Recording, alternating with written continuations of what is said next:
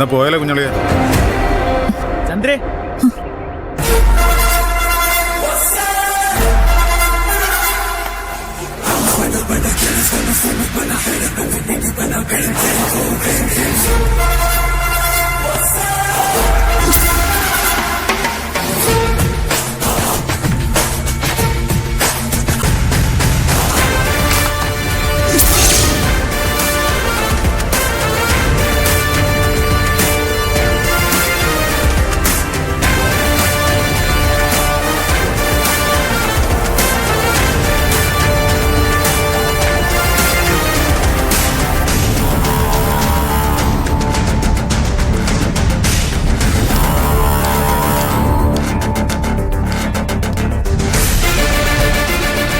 ഓർമ്മയുണ്ടോ എന്നെ?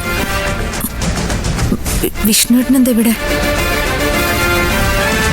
അപ്പൊ എന്റെ പേര് മറന്നിട്ടില്ല. സന്തോഷം.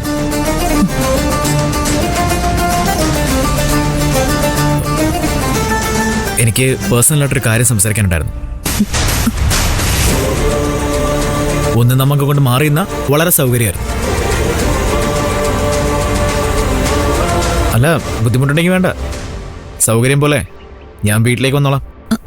അത് വേണ്ട, സംസാരിക്കാം.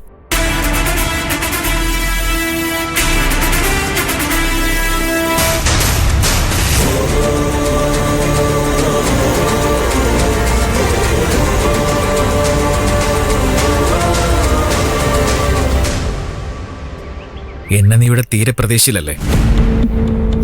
നീ എന്താടി എന്നെ കുറിച്ച് വിചാരിച്ചേ? ഞാനൊരു പൊട്ടനാണെന്നോ? ഞാൻ ആരാണെന്ന് നിനക്കെപ്പോഴും അറിയാലല്ലേ? എന്താടി, അതും മറന്നുപോയോ നീ? ഒന്നും മറന്നിട്ടില്ല. പിന്നെന്താ നീ എന്റെ നമ്പർ അങ്ങ് ബ്ലോക്ക് ചെയ്ത് കളഞ്ഞേ?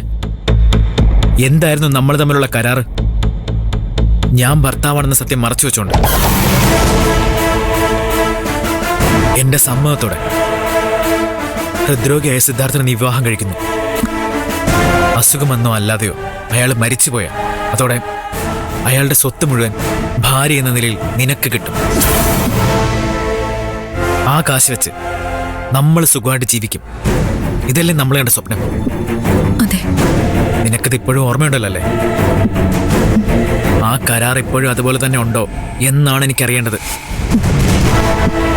ചോദിച്ചു കേട്ടില്ലടി, ഉണ്ടോന്ന്? ഉണ്ട്. എന്നെ പറ്റിക്കാൻ വേണ്ടി നീ നുണയൊന്നും പറയണ്ട. ഇനി അങ്ങോട്ട് നിന്റെ പുറകെ തന്നെ ഞാൻ ഉണ്ടാവും. ഇതിൽ നിന്ന് രക്ഷപ്പെടാന്ന് നീ കരുതണ്ട. ഇന്ന് തന്നെ എന്നെ അൺബ്ലോക്ക് ചെയ്യണം. ഞാൻ എപ്പോ വിളിച്ചാലും ദേ നിന്നെ കിട്ടണം. അല്ലെങ്കിൽ അറിയാലോ എന്നെ നശിപ്പിക്കാൻ എന്നെ പോലെ കഴിവുള്ളവര് വളരെ കുറച്ചേ ഉണ്ടാവും ഈ ഭൂമിയിൽ. അത് നീ മറക്കണ്ട.